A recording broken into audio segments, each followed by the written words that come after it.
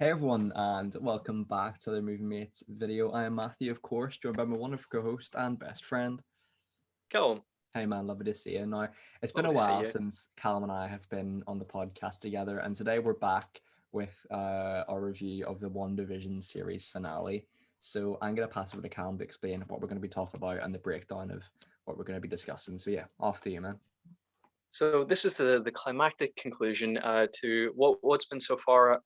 What's been so far, a pretty great series. The last Absolutely. few episodes, I think we'd say it's maybe faltered a little bit, but when it was sort of safe and secure in the sitcom realm, I think that's where we sort of felt Mhm. very comfortable with it. Because it was something familiar and something that I think we both appreciated. Because we watch a lot of TV, really, so I think seeing the sitcom tropes appear and it'd be a bit meta in the sense of it's a TV show within a TV show. I think that was very appealing. But here they've completely broken out of that reality, and they've sort of snapped back into real life, and we're seeing the climactic fight between Agatha and Wanda and Vision and White Vision, and then things occur as always. As always, But when it comes to my notes, I would really call this sorry.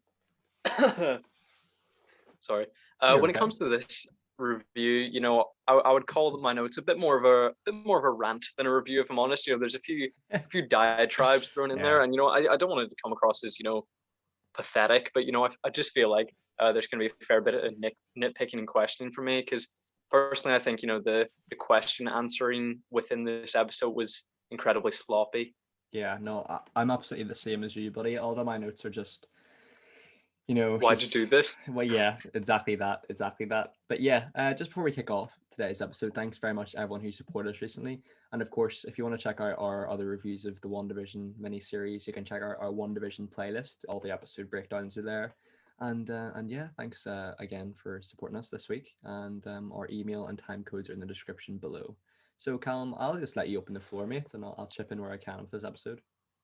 Well, the last couple of episodes, of our podcast, I've been mentioning that, there was this idea that this was going to be a 6 hour story. And previously I'd believed that to have been Jack Schaefer who said that, but it was actually Matt Shackman, the director of the show. And, when I opened up Disney Plus come 8 a.m. Friday morning, because Oh I'd God. been up from midnight. So, I was really, keen. I was, jazzed for it. And I just opened it and said, what the fuck? Because a 6 hour story, like, we spoke about it, are they just chatting shit? Were they talking with credits, without credits? They were just chatting shit. Just chatting Like, shit. Yeah, I did the maths here. Would you like to hear what I it would love like to it hear was this. in reality? Yeah. With credits, and every time the credits are 7 minutes long. With credits, it's 5 hours and 40 minutes. You can't claim that the credits are part of your story. Get fucked. Yeah. But it's 4 hours and 38 minutes without credits. That is a That's just disgrace. That's a that's a disgrace. disgrace. That's horrible. I just don't. I just this show really, as much as I love this show, it really just broke my trust that I have with MCU directors and showrunners. Like Kevin Feige is a grade A bullshitter now. I've just established. Yeah, no, yeah, Um, I've lost all my trust as well. Yeah, I mean, I think this show, like we've mentioned off podcasts and other episodes before, I think the fact that it releases weekly, that has its benefits in a sense that it allows us more time to enjoy the show and sort of appreciate it more. But I think it can sort of tarnish it in the sense that, of course, as you said quite rightly, man, in the last episode, like if so many people are going to theorize and stuff, which is by the nature of this sort of genre, people are going to theorize about it and do videos on it like we have and stuff, and other channels like Mr. Sunny Movies, those kind of people. I think by nature of it, at least one person is going to get it right, and I think the fact that it almost feels like the show has been tarnished by all the speculation around it, and not even so much from social media. I would just say by the people who work on the show. Like Paul Bettany had said, like as an actor he wanted to work with all his life. It's himself he was talking about, which is hilarious. Like that being said, but it was absolutely devastating to realize that it was sort of.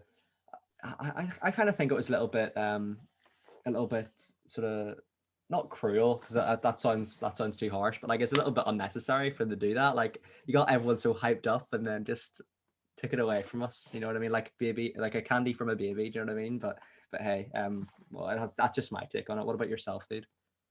well, we're very accustomed to, actors, directors, producers, lying for the sake of preserving a surprise, or wanting to keep something from the audience, to really blow their minds.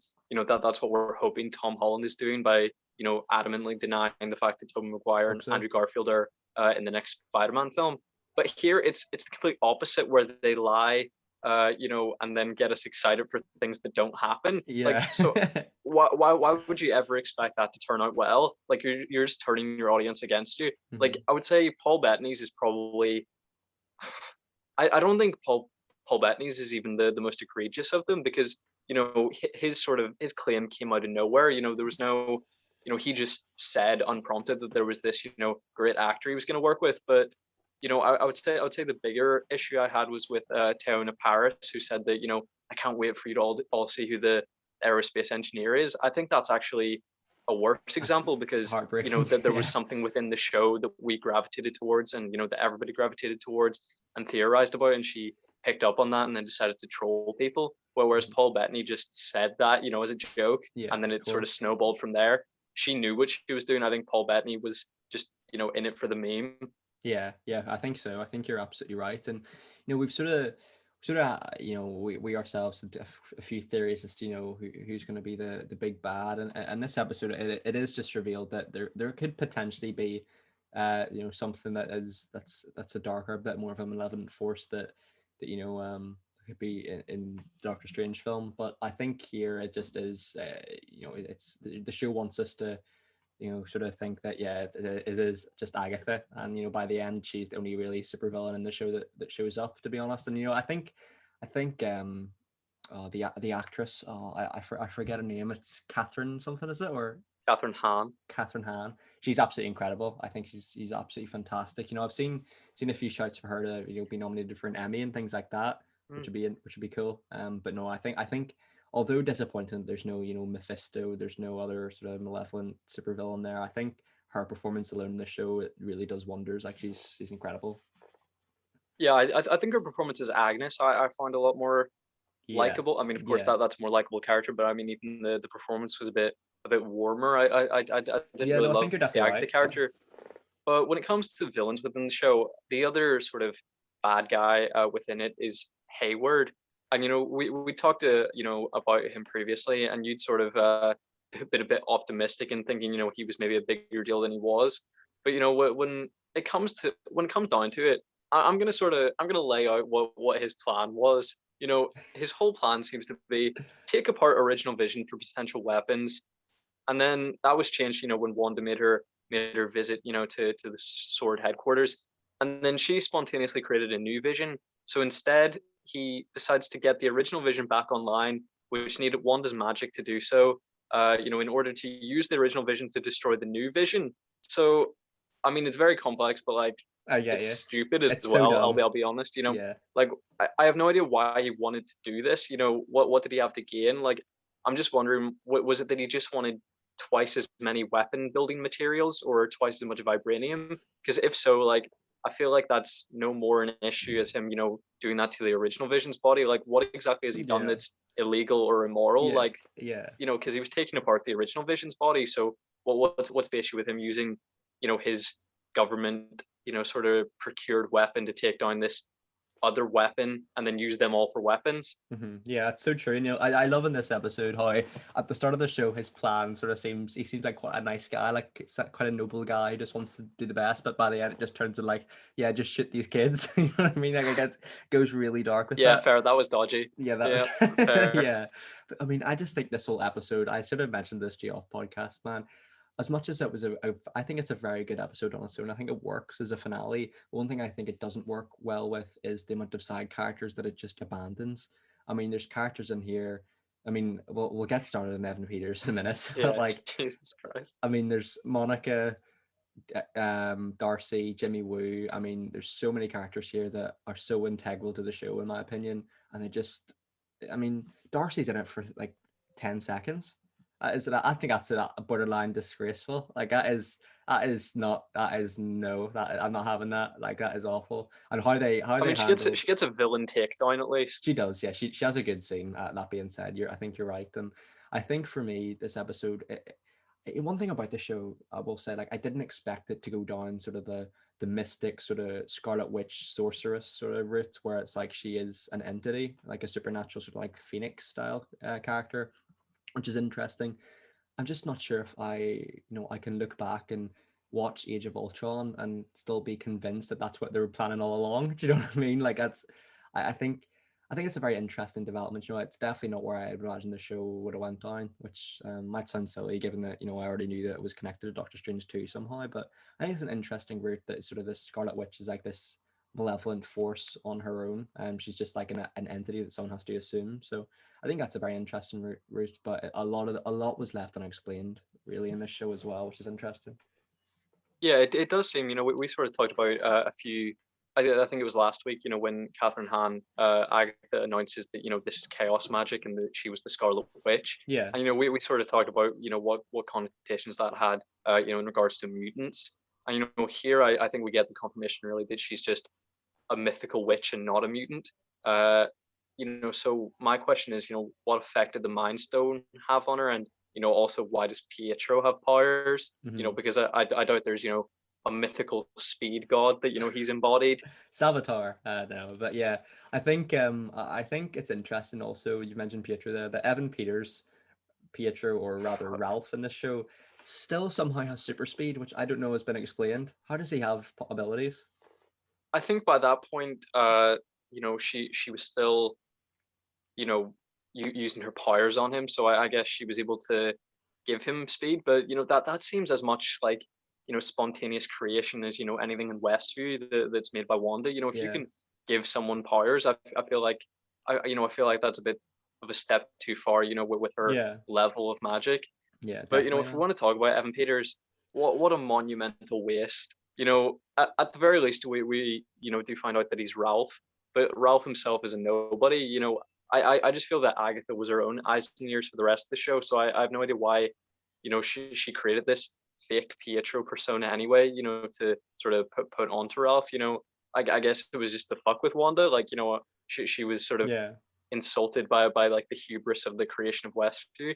But I really don't realize.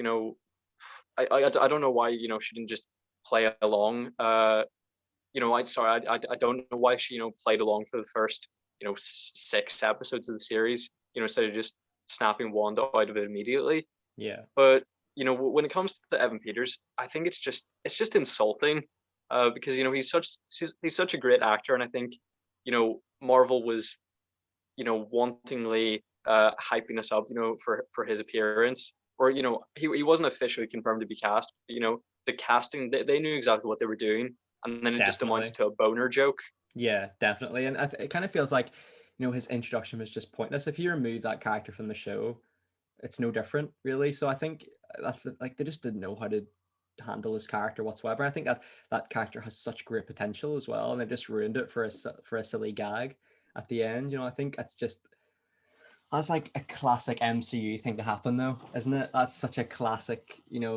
That's it's such a disappointment as well, because I think that has so much potential. And I mean, yeah, there's a lot of characters here as well. I haven't even mentioned, like, we see here the return of Dottie, and this it's revealed that she's no one. It's revealed that like Herb is no one. It's just, I don't know. And there's also a bit of continuity error here. The book is the Darkhold. Then it sort of seems, which is strange. Yeah, Kevin Feige, I think, can at some points, be sort of comics accurate to a fault, because the Darkhold is linked to Wanda, but then he doesn't appreciate the own canon that's been set up for the MCU. Within Agents of Shield, season 4 ends with the Robbie Reyes version of Ghost Rider taking the Darkhold into a new dimension. So I mean, it is conceivable that I that suppose, could have yeah. been returned to the main MCU timeline, because the rest of Agents of Shield is out of canon, but the first 4 seasons, until they're confirmed by Kevin Feige to not be, that they should be considered canon. I mean, Mhm. season Yeah, 5 and 6 and 7 just go off on meaningless tangents, really. But yeah. the season 4 is really integral, and this doesn't behave the same way as that Darkhold did, and it doesn't make sense that it's there. But even if you ignore Agents of Shield, like I just don't know why it was necessary to hmm sort of cause that Yeah, headache for sort of serious fans. yeah, definitely. And I don't want it to feel like if people are watching this, I really don't want to come across as if I'm being really too harsh in this episode of this series. I actually do love it. I think it's a very good episode on its own. It's just, I think it should have been, I don't know. I think it could have been way longer. Like you said, you could have woke up same as I did on Friday and thought, it could have been 1 hour long episode, or at least towards that point. And I think it was only like a few minutes longer than the previous episode. Like it wasn't that long at all. Granted, there are a couple credit scenes in here, which is always nice, and they're good ones. Like, but yeah, I don't know. I did really like the episode. Of that being said, I think there's a lot of strong points here, a lot of great emotional scenes too. Yeah, and I think Vision. I think we should address White Vision, because he's sort of the Yes. antagonistic force that we haven't talked about within the episode. And it seems that there's some sort of arc reactor technology in place of the Mind Stone here, and then he was sort of reinvigorated with Wanda's magic. So that means that any scientist plus Wanda's magic could have brought original Vision back. Within Infinity War, it was kind of put forward that without the Mind Stone, he wouldn't be the whole Vision. And then when it was removed, he actually died. But that makes about 30% of that movie nonsense, because it just seems that if Professor Hulk had just put his mind to it and then used Wanda's magic when she returned, that they could have just resurrected proper Vision. Yeah. Here the only thing keeping White Vision from being original recipe Vision is his memories, which are then returned to him. So I feel like people just decided to do fuck all about it after the sort of realization Yeah, that they could have actually brought him back.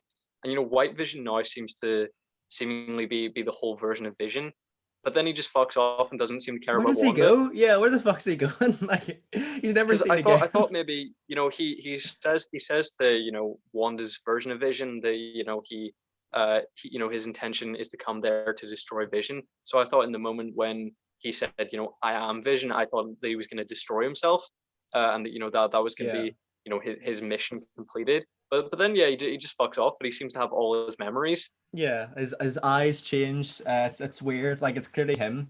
But yeah, I think one thing slightly aggravates me just in a general rant against the MCU is that they just don't know how to let characters die or let characters be. They're doing it with Iron Man at the minute with his appearance or potential appearance in Black Widow. I don't know if that's confirmed or just a rumor, but it's been circulating, hasn't it? And obviously with Vision, as much as I love Paul Bettany, I just think you don't have White Vision be the new Vision. Just kill that character off, please. Just I just it's just a repeated trend of they kill a character off, like Loki, they bring him back, they kill him off, they bring him back. It just your plot lines have no meaning in that sense. Do you know what I mean? At that point, I just think it's a damaging, detrimental effect to the movies and just to the production of these films if they just have there's no consequences for characters dying. I think the only character who maybe they've just let die is Captain America, but even then I've heard Chris Evans could be back for other films. Like I've heard these rumors online, so I just want them to hopefully just let it be. Like they've done it with with Aaron Taylor Johnson Quicksilver, and that's one character you kind of didn't want that to happen to, which is ironic. Yeah. But yeah, how do you feel about that? Do you think they're going to bring Paul Bettany back? I love Paul Bettany, and Vision is probably one of my favorite characters, but they've given him 2 amazing death scenes. I guess 3 if you count sort of the sort of painful near death around episode 6 I think it was. Yeah, But definitely. like it was a really poignant goodbye here, and they managed to do it without any action. It was just a quiet moment within the house It with was lovely. Wanda. Yeah, it was great. And they've given him 2 beautiful send-offs, and I feel like it is just very quickly cheapening it every time that you keep resurrecting him. Loki, I ceased to care after his first death in Thor. That's the only film where I've really managed to stand that character. I didn't say stand, by the way. I do not stand the character. Tolerate is the word I should have gone for. And the new Loki series that's coming out in June, I just have absolute disdain for it. Because it seems like an Umbrella Academy ripoff starring a character that I hate. So I mean, I'm just gonna resent reviewing that every week. Yeah. I'm glad. I think it's only 6 episodes. But yeah, it really cheapens things, and I think people are gonna cease to care the more they keep doing this. Yeah, no, I think you're absolutely spot on. I mean, absolutely spot on. You mentioned sort of the emotional moment with Wandavision. I think that's actually the best moment in the entire show, in my opinion. That kind of ending where it was just them in the house, and it kind of got me thinking. If you can probably shed some light on this. You probably were paying more attention than me. But it kind of seemed to me in this episode that Wanda had to keep Agatha in sort of the hex so that she maintains this persona um of Agnes. But then it kind of seems to me, obviously, like the hex doesn't exist anymore. So whereabouts is Agnes? Is she Agatha now? Is she Agnes? Does the hex not really matter over the controller? What's going on, do you think? Well, the hex for some reason has sort of linked itself with Tommy and Billy and Wanda's version of Vision. So when she dropped that, they all went away. Yeah. But the town of Westview existed before her hex, so it still stood. So I think she's just used her less chaos magic and more just telekinesis to kind of wipe Agatha's brain and replace it with this new personality. Did I say telekinesis? I meant telepathy. But I think she's just sort of brainwashed her in the same way that she did with Okay, all that the makes other sense. residents. So I don't think she needs her hex, if she's just using sort of mind powers. I think the only thing that needed to exist within the hex was things that she had used her chaos magic to Okay, create, that's a good point. in sort of spontaneous creation. So yeah, I think she's just rolling around Westview. What a horrible thing to do to someone, by the way. Like, what did Agatha do in the end? Like she wanted to drain this dangerous person of her magic. It's like, Yeah, and it's yeah, like, yeah, so what? Like, I don't feel worse about her having magic than you. She yeah, doesn't seem to be this incredibly villainous force. She says Wanda says to Agatha, that the difference between us is that I didn't know what I was doing and you do. It's like, what is she doing? Like yeah. And all, trying to yeah, take your magic away, yeah. try to stop you torturing these people. Yeah, Agatha's existed for hundreds of years, and the Earth has not, crumbled to its knees in hundreds of years. The society has functioned fine with her presence in it, so she mustn't be that bad. And also, it kind of Yeah, seems like, obviously, when Agatha says, at the end of the episode, "You'll need me for what you've done," so it kind of seems like potentially that could be Mephisto or Nightmare, and then I think she could potentially appear in Doctor Strange too. What do you reckon? yeah, I think so too. I think it was maybe just a reference to her unlocking her full power, which will then sort of corrupt her to opening the multiverse, I would imagine. But do you think?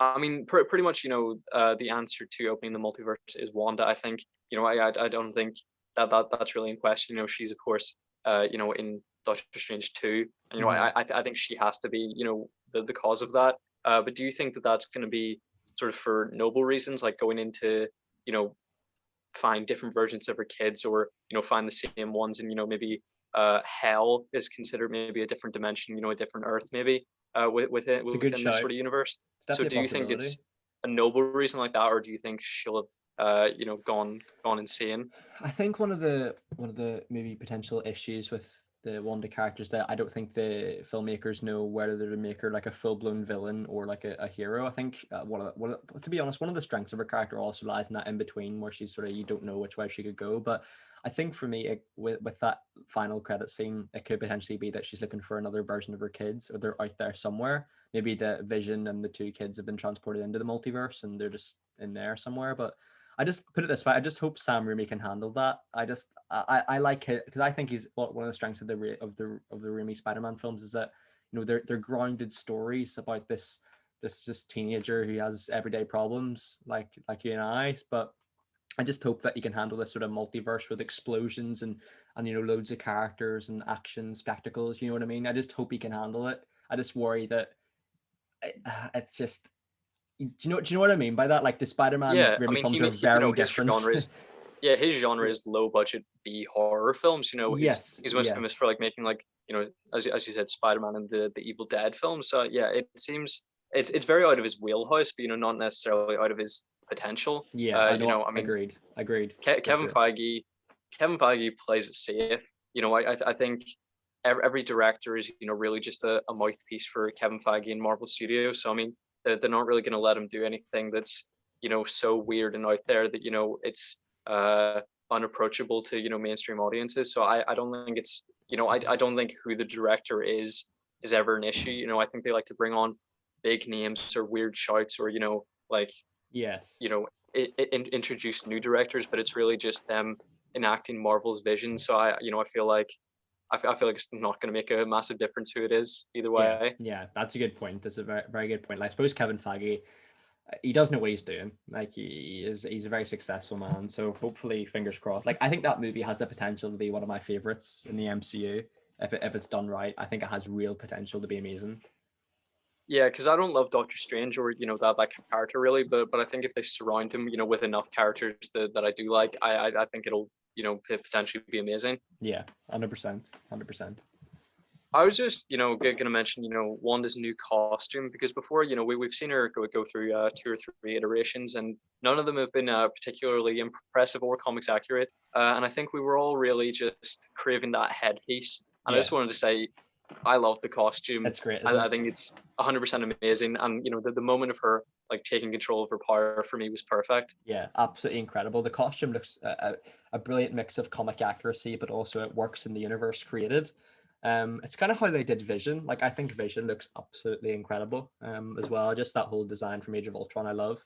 And yeah, I think that's always been a strength of the MCU, like balancing comic accuracy with sort of modern practicalities. Like, that's why I love the Cap costume so much. Like, it just works. Like, it's amazing. And I think comic accuracy is something that they're definitely working towards more. I definitely think so. Obviously, we've seen the Spidey films are reasonably comic accurate as well, and obviously Thor has been very comic accurate in terms of that it's become much more of a vibrant, colorful universe, sort of away from that Shakespearean sort of Kenneth Branagh vision. Obviously, I think the only thing is, I kind of worry for comic fans. Like, we're not the biggest comic book readers, but we have a surface level knowledge. But for the hardcore fans, I just worry it's almost like watching this is like a detrimental for their viewing experience because they're aware of the comic characters. Like, it's kind of similar thing. Like, if you didn't know who Agatha Harkness was in the comics, it'd probably blow your mind that Agnes was Agatha Harkness. But obviously, because that's a well-known comic character, I suppose it could be argued that it's a little bit detrimental to fans of the comics who kind of see that coming. So the viewing experience is sort of weakened a little bit. But that being said, I don't expect them to. You can't please everyone. You can't win over every audience. So I think this is a very happy medium for the show. Like, they've done well here. I think they've done well. Yeah, but how they played that moment in particular, I just didn't. I don't think it worked for either side of the audience because I Yeah, think as you said it was predictable for comic readers, but then I think people who are unaware would just be like, and who cares? Like it's not a yeah, person that they'd mentioned earlier in the series, and then it's revealed that she is. It's not like a Kaiser Soze moment, where you're like, yeah, oh my God, she was Agatha Harkness all along. It's like, oh, she's a different woman called Agatha Harkness. Who cares? Like, I yeah. feel like That's a that good must point. be what the mainstream audience reaction is. Really good But point. if we want to talk about the sort of potential that this show had for villains, we've of course mentioned Mephisto quite a lot, and people have memed the idea of I don't know if you've seen have you seen the meme of sort of the guy with glasses holding his hand out to like a butterfly, and he's like, is this blank? And people have used that Yeah, as a I've seen it, template for is this Mephisto? yeah, yeah, Because it does just seem like anyone who appears within the show that's just a target for is that Mephisto, and Mhm. we've done our fair share of that, but I did genuinely believe in my heart that they were going to do it. I did genuinely believe that within this finale, I was expecting a 1 to 2 hour finale because there was plenty of time within the runtime to do that. Well, within the runtime that they told us it was. So I was expecting a really extended finale, and I thought they were going to go out with a bang and end with Mephisto, or Mhm. maybe a post credit scene at the very minimum.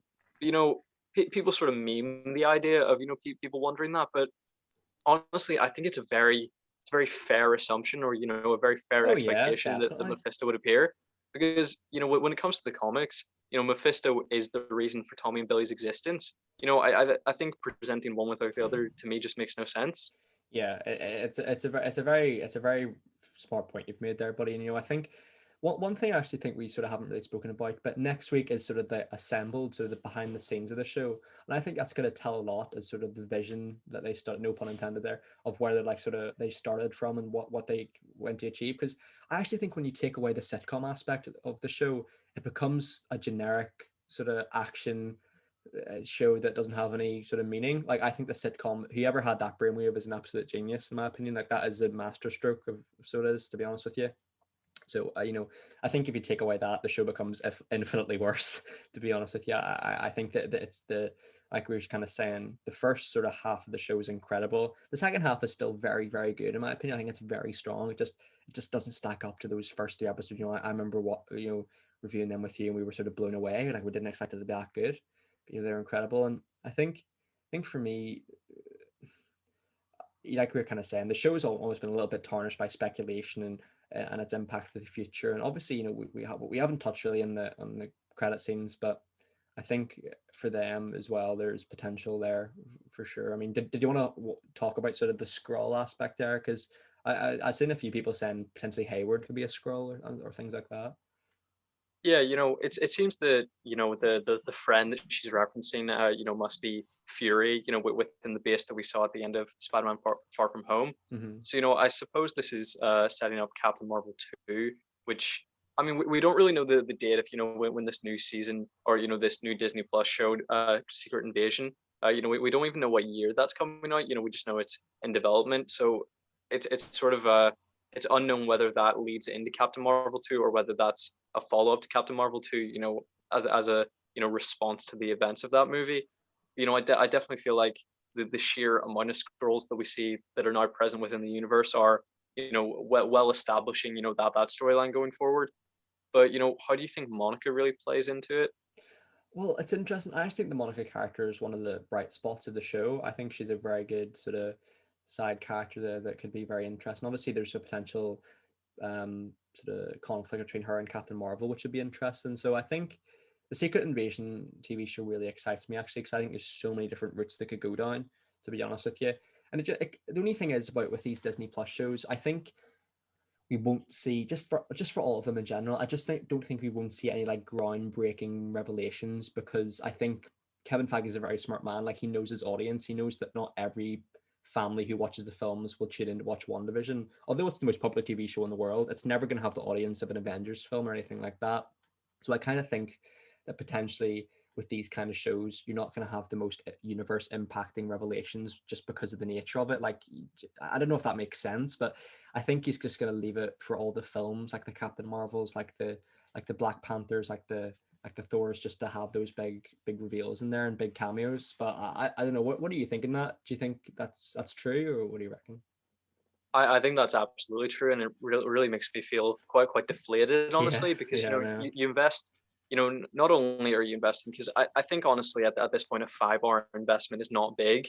But, when you can consider it an 8 week investment, because of course it's being released weekly, Yeah, it just feels like a big deal that it does. every Yeah, week you're ramping yourself up to this becomes kind of, part of your routine. you know, yeah, and to end sort of with a bit of a whimper, not necessarily in the quality of the episode, but in the, when you sort of look back, with perspective on the whole show, that there is a level of disappointment there, and to know, and I think understand that, I agree that there won't be any ramifications for the universe. It just feels like kind of time wasted. I mean, of course, it was good while it lasted, but Yeah, I just feel like if it really ends up amounting to nothing, or very little, is it worth the time investment for casual definitely. viewers? Probably not. Yeah. Does it have rewatchability for you?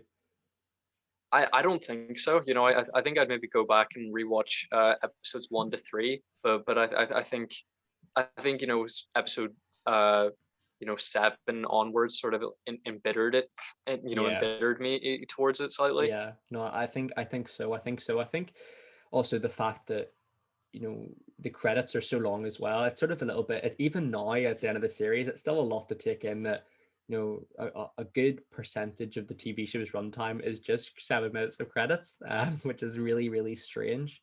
And I think like you're kind of saying that the sitcom aspect, especially in the first three episodes, absolutely incredible.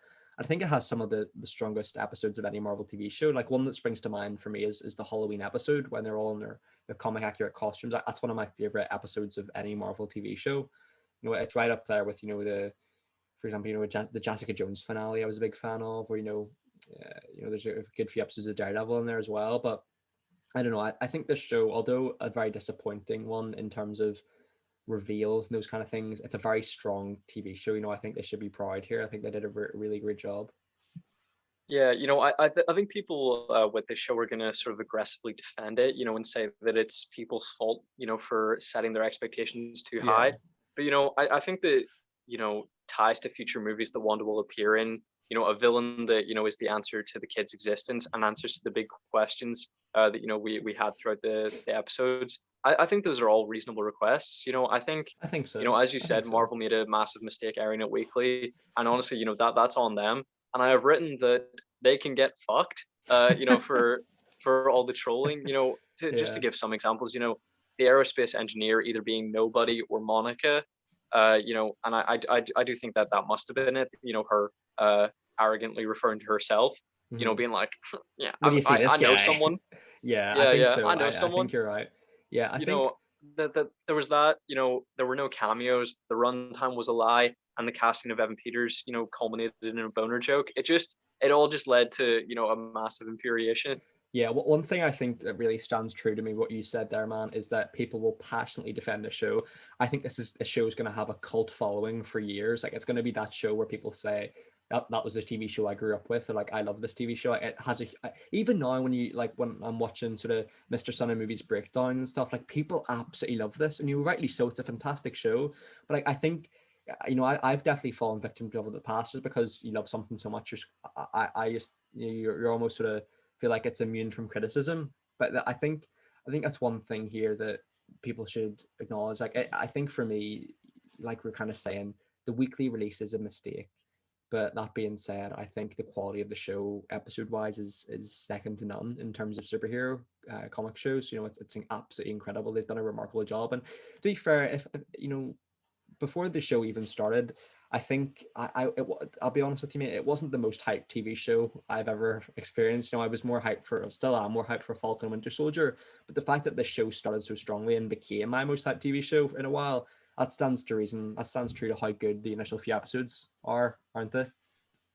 Yeah, something that I'm just sort of going over my head is the Mandalorian had a weekly release, seasons one Yeah. and two, and that's how Falcon and Winter Soldier, and that's how Falcon and Winter Soldier will be released. And I just think no one is going to theorize about that in the way that they theorized about this. And to say that we or that you're being petty just because you're complaining about the fact that you didn't get what you expected. I think if every person who is putting out a theory about WandaVision is saying, oh, and this person will be Mephisto, this person will be Mephisto, it just feels that, if that was the logical, sort of mental movement for someone to make, Yeah, of to say, course. I expect Mephisto to show up, then it's just, it feels like more, That's kind of the. I know I don't know, it just seems it kind bizarre of that sound like, yeah, it's kind of like, but by the nature of people jumping the jump, like with the show, I think the nature of it is that people will always jump to theories. You know what I mean? Is this Mephisto? Is this Mephisto? I think that's just the nature of this show in general. Like it's the only real TV show, maybe other than The Flash, that kind of has that. Obviously, it's got that weekly release to it, but it's also got that sort of deep-rooted universe where it's like it's so so much like vibrant comic characters where you could bring in there. And I think I think the people who criticize people for being sort of annoyed about theories are the exact people who theorize about the show. Do you know what I mean? Like everyone has theories about this type of show, so I kind of see what you mean. I don't know if that is what you mean, but that's how I'm feeling about the whole thing. You know what I mean? yeah, I'm struggling to word it, but really, I think it's just that if everybody has banded together and been like, Marvel, you should have done this, you should have had Mephisto, he should Yeah. have been the villain, then I feel like they maybe have to hold their hands up a bit and say, Oh yeah, yeah, yeah, that was a bit definitely. of an oversight, because I feel like it is such a character intrinsic to not only Wanda but her kids, and if her kids are such a vital part of this show, I feel like their with their origin is kind of being ignored. Hmm. And we'd mentioned Definitely. Yeah. how we maybe think the kids come back, and in the comics, after they were reabsorbed into Mephisto, their souls were like scattered throughout time and space, so they were born like 15 years in the past, so in the present day, instead of being like 10 or 11, as we see here, they're 15 or 16, but they're born to separate families. So that seems a bit complicated. So I don't really know, which way Kevin Feige is going to go, because clearly likes to keep things simple. So Yeah, I don't he really know does, if they're doesn't going he? to approach that, because we have the Young Avengers quickly approaching, which will be spearheaded by Haley Steinfeld's Kate Bishop. So I don't really know where they're going to go with this, because of course that Wiccan and Speeder to the most integral and popular members of that cast. Yeah, I think so. I'm really excited for that project, to be honest with you, mate. And like I'm saying, I don't want people to think like I'm hating on this show. It's an incredible show. It's one of my favorite MCU TV shows. It's absolutely remarkable. I just think the MCU just has to be patient. They don't want to rush into these things, with those kind of projects. So I'm really hopeful for Young Avengers. I just hope they keep it sort of, they keep it interesting, keep it varied. But I mean, yeah, that wraps up my thoughts on WandaVision as a whole, mate, as a series. What anything from yourself? No, nothing else for me. Well, I suppose, mate, did you want to review this episode and then maybe review the whole series in terms of ratings? So, what would you give this episode out of 10 for starters? Well, sort of contrary to what I've put forward, which was essentially, all I've been saying in this episode was, I think they were sloppy and how they wrap things up. But, when it comes to the story they've constructed here, I think this is a fairly amazing conclusion. I think if you watch this back to back, every episode just in one sequence, I think that there's an arc there, a point A to point B that makes sense. I think this is an appropriate conclusion. I just don't know how good the story they constructed is. How Yeah. impressive it is. It's of course the writing, acting, filming. The look of it, the aesthetic is amazing. The actual narrative, like, of course it didn't. It doesn't seem to have met anyone's expectations really. I know that is on Marvel, because they set the expectations so high. I guess it's their responsibility if they know they're going to deliver something that isn't really the same as people are expecting. It's kind of their responsibility to reel that back in.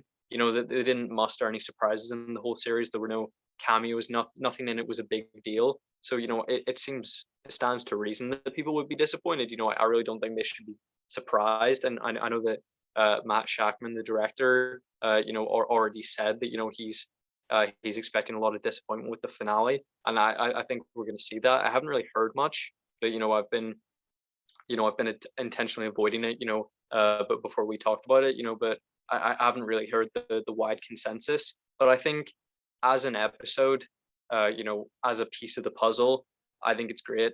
I'd probably give it a 9 out of 10. Yeah. Yes. Sorry, mate. I just had to mute my mic there because there's currently a vacuum outside my door. So apologies if any viewer can hear that. Can you hear it? I don't think so. Okay, that's good. But yeah, I think you're spot on. I think as an episode on its own, it's a very well constructed narrative. It's got action. The CGI is fantastic, I think, for the most part.